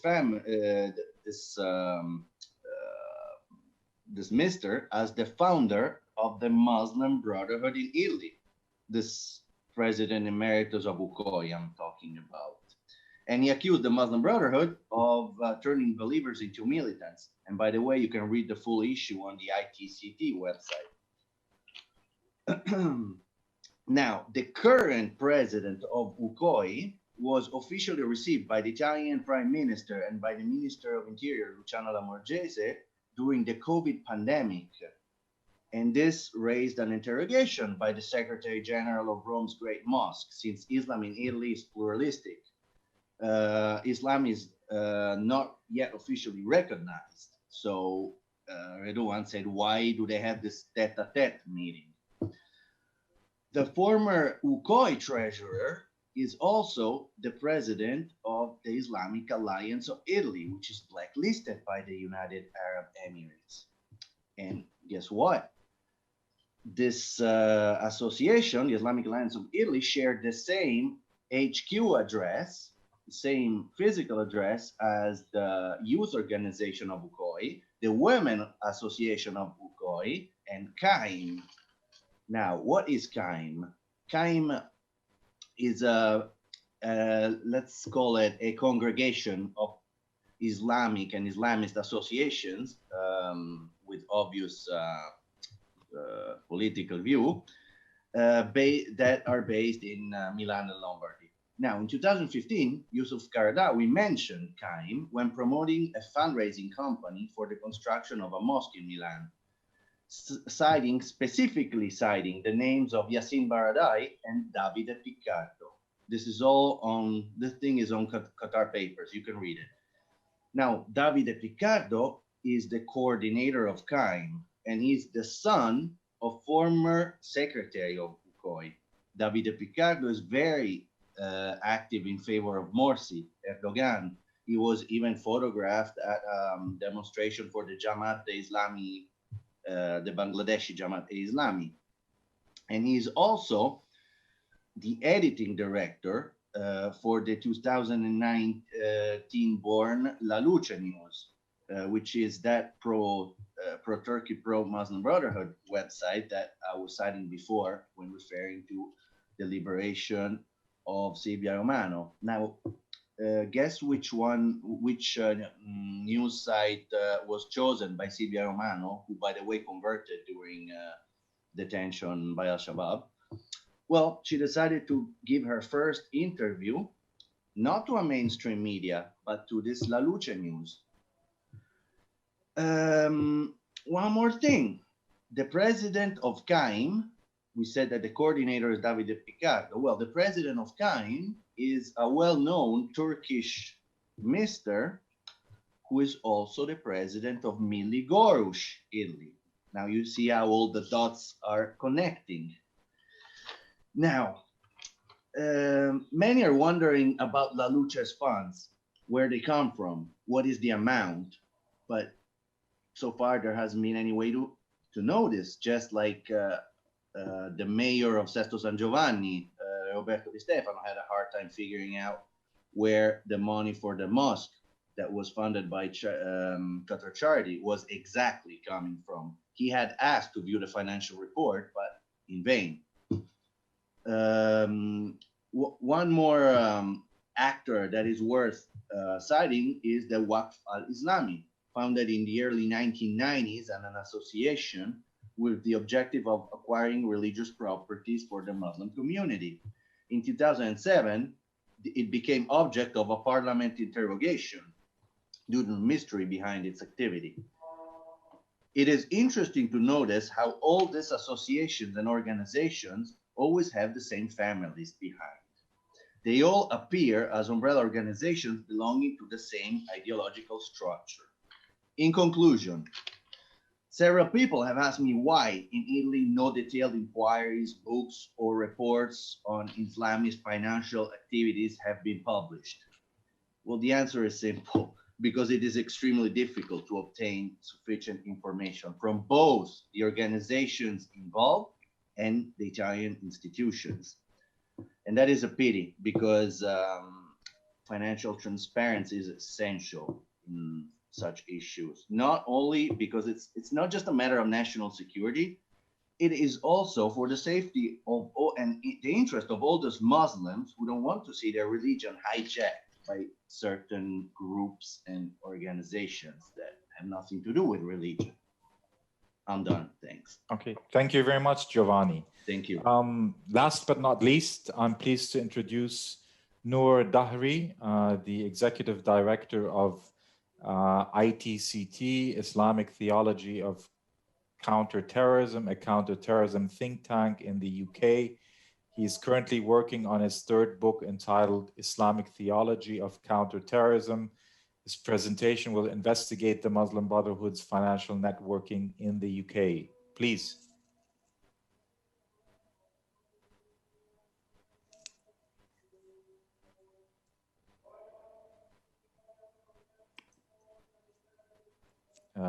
You have to unmute.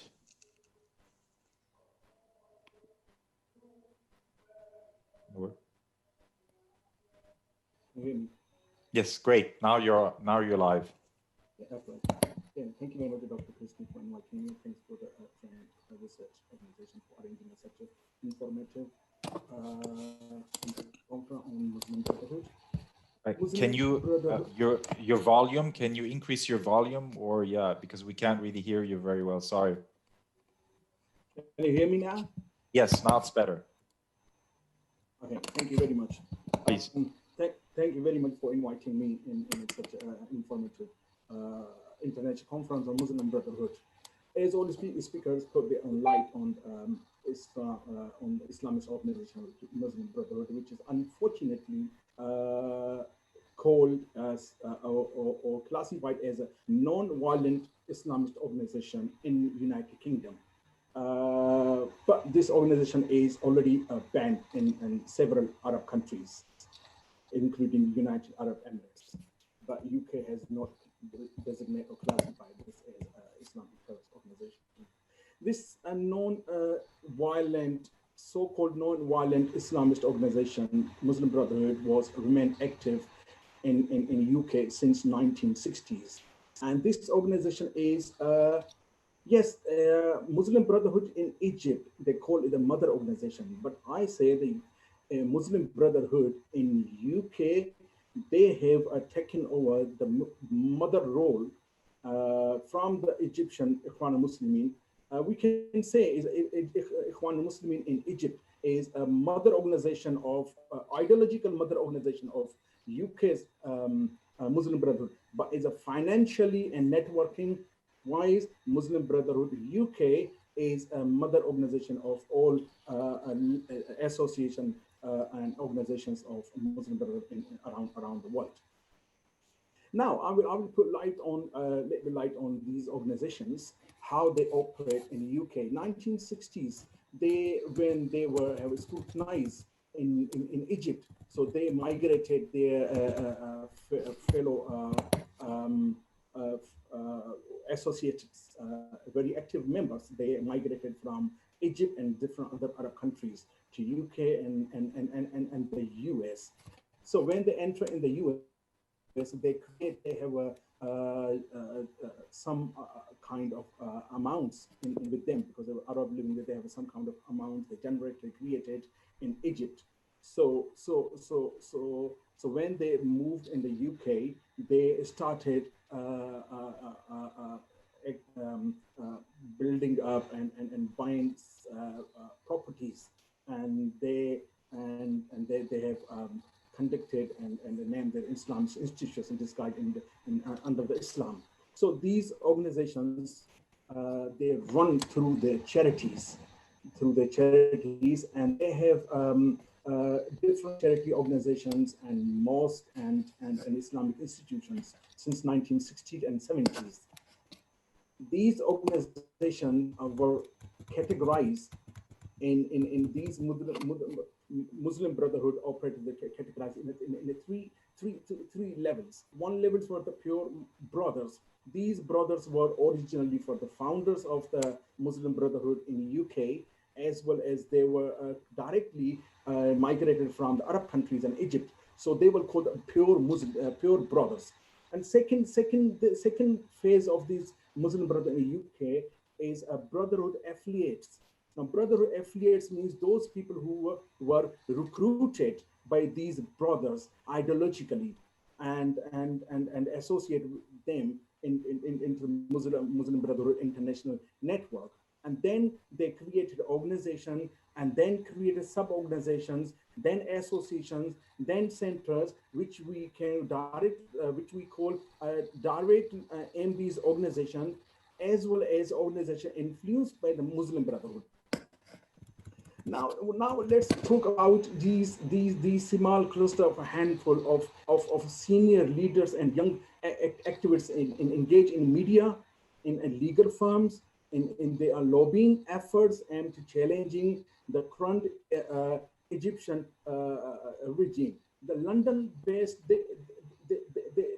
they best and most in the London, and they created an organization, they registered charity organization, because their main problem was to generate the funds to run the network, not in the UK, but they have sent millions of pounds to their ideological mother organization, Ikhwan Muslim in Egypt, as well as they fund the sister organization of Muslim Brotherhood, which called Hamas in Gaza.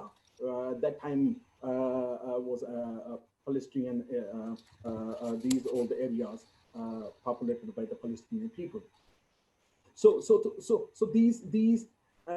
these London-based activists appear to be unable to generate any gross support inside the UK, but are well connected to other Muslim Brotherhood activists worldwide. Now these affiliate organizations, if you look at them, when they moved into 1960s and 1970s, there was three organizations which were called non-violent, still called organizations, and one was called Jamaat Islami, and the second organization was called Ikhwan al-Muslimin and Hizb ut-Tahrir. Now let's talk about Ikhwan al-Muslimin and Jamaat Islami. Now Ikhwan al-Muslimin and Jamaat Islami have created two organizations. One is called the UK Islamic Mission, which is a charity organization. Again, they needed a charity organization. Every organization, they have a sub-charity organization that generate the fund under the disguise of Islam. And the second organization they created, Islamic Foundation. Now, Jamaat Islami is when Islamic Foundation and UK Islamic Mission, their cause was to generate funds through the charities. So when they had enough money, they spent their money to create a further organization which called a Young Muslim UK and Dawatul Islam. A Young Muslim UK has created more funds to open the organization we call Islamic Society of Britain, which is a very famous society, and their members are very much involved in extremist activities. Now, Dawatul Islam, they created two organizations further, which one called is a Young Muslim organization, and the second called Islamic Forum of Europe. These organizations were created in 80s and 90s. Now, if you look at the second phase, which is Ikhwan Muslim Brotherhood, the Muslim Brotherhood, they created two organizations. Now, Jamaat Islami, I can say you, Jamaat Islami is a South Asian, Pakistan-based organization. And that Pakistan-based organization is run by the Abul Ala Maududi. And ideologically, they were ideologue of Sayyid Qutb. Now, Jamaat Islami is a sister organization in South Asia of Muslim Brotherhood of Egypt. So Jamaat Islami have played a very good role to generate their charity organization as well as their organizations. And Ikhwan al-Muslimin, they created two organizations in this starting. One was called Muslim Student Society. The second organization was called FOSIS. Now, Muslim Student Society, they subcategorized, they funded, and they created another organization which is called a Muslim Association of Britain, which is MEB. I think this MEB is classified as I think is a terrorist organization as well. So and some other Arab countries, and these Muslim Association of Britain MEB have created another organization which called Cordoba Institute. And now Cordoba Institute is designated as a terrorist organization in the United Arab Emirates. Now, do you understand how these organizations create? First, they created their own organization, not under the umbrella of Muslim Brotherhood. Then very start, they created charitable organizations to generate the fund under the name of Islam, under the name of zakat and jihad, and as well as supporting the Palestinian Muslims. Jamaat Islami created organization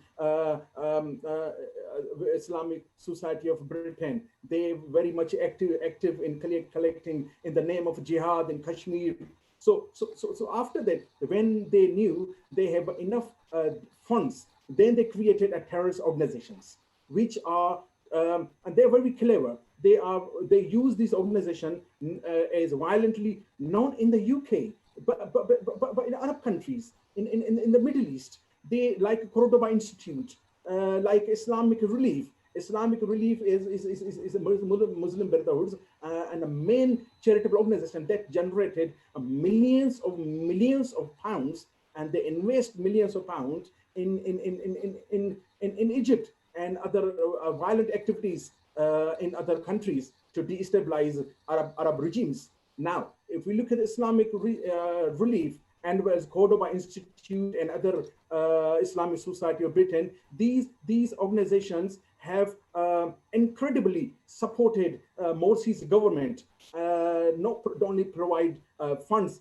but provide their English-speaking people from the UK and all across Europe. They went in Egypt to attend their violent activities against the Hosni Mubarak regimes.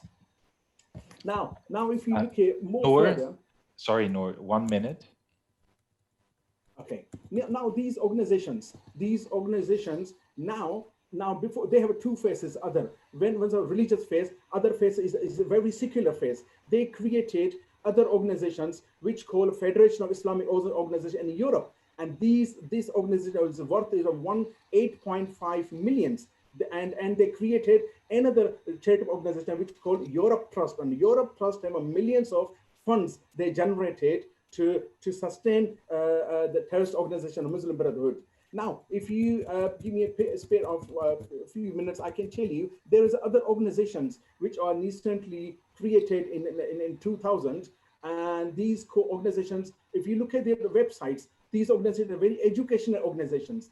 These organizations are lobbying organizations in a British Parliament. These organizations called, one organization is All Parties Parliamentary Group for British Muslims. Now this APPG. Now APPG is organization is created in a parliament, and mostly of the Muslim parliament are a member of that. Now, if you look at the Muslim organization, one member of parliament is Afzal Khan. Afzal Khan was a very pro-Muslim Brotherhood ideologue, but he's the member of parliament. Naz Shah is a member of parliament in UK, and she was traveling, and these travelings and Yasmin Qureshi's, these travelings were funded and supported by the organization called Unitas Communication as well as Aziz Foundation. Now, Unitas Communication is funded by the Mudassar Ahmad. Mudassar Ahmad, he was a close associate, Jamal al-Khushki, which was killed in Turkey, and he has visited Turkey and he has a close ties with Erdogan.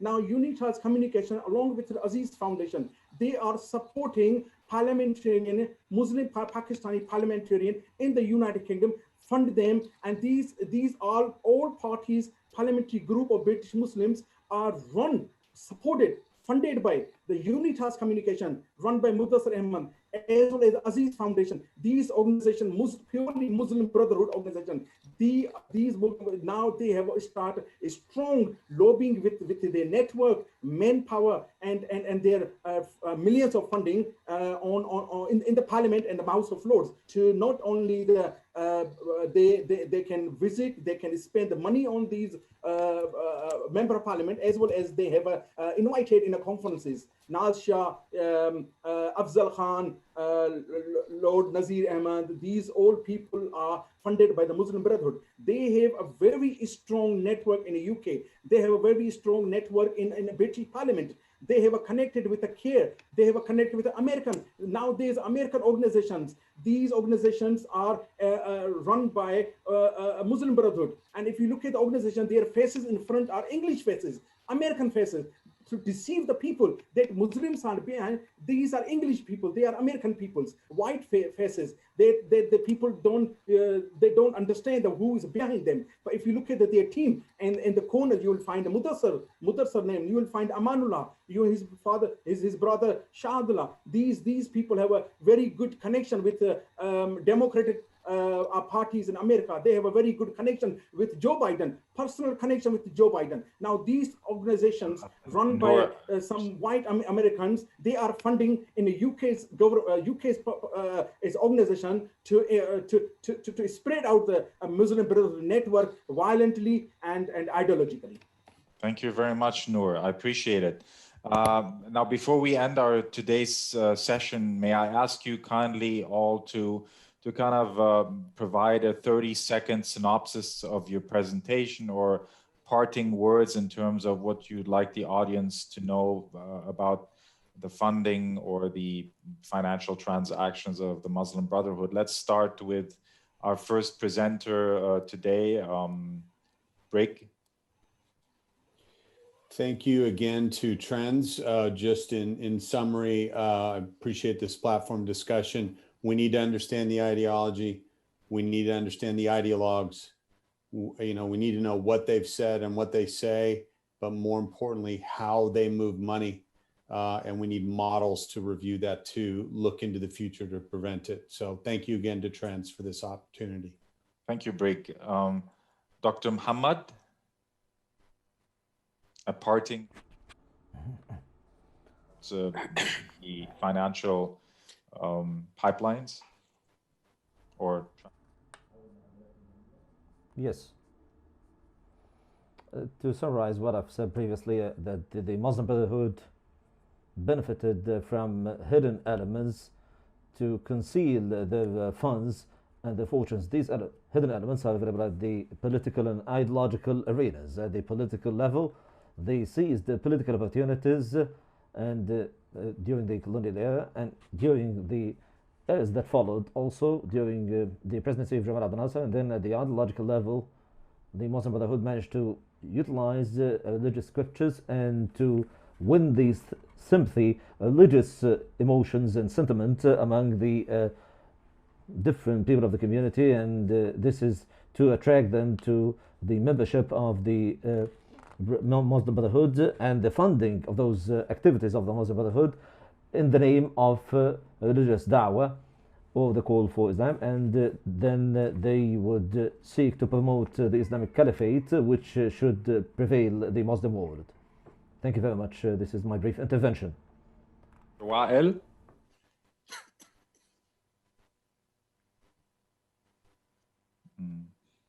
Dr. Wa'el. Let's see.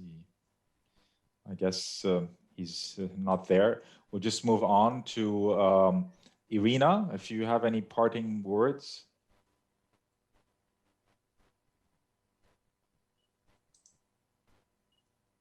You're on mute. Sorry.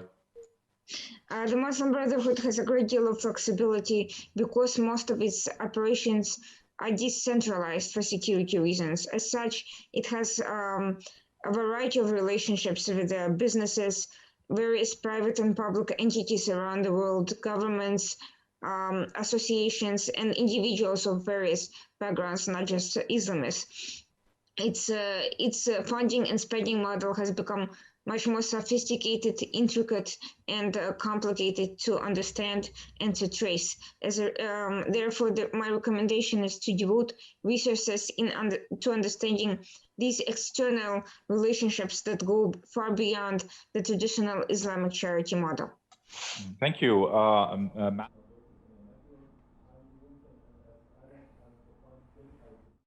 It says or asks, how has the Muslim Brotherhood taken advantage of the open Western environment and the legal and regulatory loopholes to build its financial empire? I mean, you had addressed that earlier on. Anything that you would like to add on this issue? Sure. And I will actually include that in my very brief summary. See, in the best of circumstances in the US, it is difficult to track financial transactions of groups that we actually designate as terrorists. It is even more difficult, bordering on almost impossible, if we don't consider groups such as the Muslim Brotherhood to actually be terrorist organizations. And as I said, given the way that there are formal institutions and informal institutions and ways that money can go back and forth, we have almost zero visibility. So the Muslim Brotherhood is actually taking full advantage of everything that the West has to offer in terms of this, in terms of creating the basic organizational structure that has been copied really by most terrorist organizations who just tend to focus on the violent acts as the overall goal of what they're trying to accomplish. So and the problem is also, I should say, it's not going to be easy to have the United States actually declare the Muslim Brotherhood as a terrorist organization. There's many reasons why, but and the fact is it remains inconsistent, but it is absolutely America's system is exploited throughout the world, and it's to our detriment. Thank you, Matthew. Dr. Tawfiq? Thank you very much. To conclude what I've said and summarize it, the Muslim Brotherhood has an issue with the foreign policy and return policy within the European countries. It also has a security problem in its association with terrorism, as pointed out earlier. How to confront them? This is also a problematic issue. We need to deal with the civil societies, and this may be impossible for some clear historic and other legal issues. Since we have free social or civil societies, then they will have their way in terms of implementing the agenda. On the third and last element, actually, we can say that we need not to jump to conclusions in terms of the situation in European countries. Some European countries may seem quiet, but actually underneath the surface there is a very flagrant situation, and the situation is highly aggravated in other countries, Western countries. The countries that have engaged actively against the Muslim Brotherhood nowadays, they already have the confrontation that will come sooner or later. It is not known if the person or the entity postponing this confrontation is delayed. Actually, it has been a very late confrontation, and this confrontation will require coordination among the different government agencies and coordination with the civil society as well. And it may be a very difficult thing to ensure the continuation of this coordination. The good news is that there is very strong resistance in many countries among Muslims against the Muslim Brotherhood. We give you the opportunity to say something now. Thank you very much. I'm sorry, I apologize about the internet connection problem. I hope that you can hear me clearly. What I want to say in conclusion of my intervention is that the intellectuals are really called upon to eradicate the ideological entities that contradict the national state entity, the focus of which is the Muslim Brotherhood ideology. So the designated authorities and the competent authorities at the level of foreign relations are really called upon to evolve and develop new mechanisms to face and confront the Muslim Brotherhood and the way they use legal loopholes in a way that enables them to maintain their economic funding activities and their economic abilities. Shukran. Giovanni? Yes, in very few words. Well, in relation to Italy and Europe, it is pointless to claim that we want to contrast Islamism. If we let these actors operate freely, and we even give them legitimacy on a political level, it's pointless to say that we want to contrast Islamism. I think that we need to side with France and Austria, who seem to be on the right track, and we need to build strong relations with those Middle East countries that are actually working against Islamism. And obviously, we can't do that if we keep interacting with actors like Turkey and Qatar. Okay, thank you, Giovanni. Thank you. Noor? Yeah.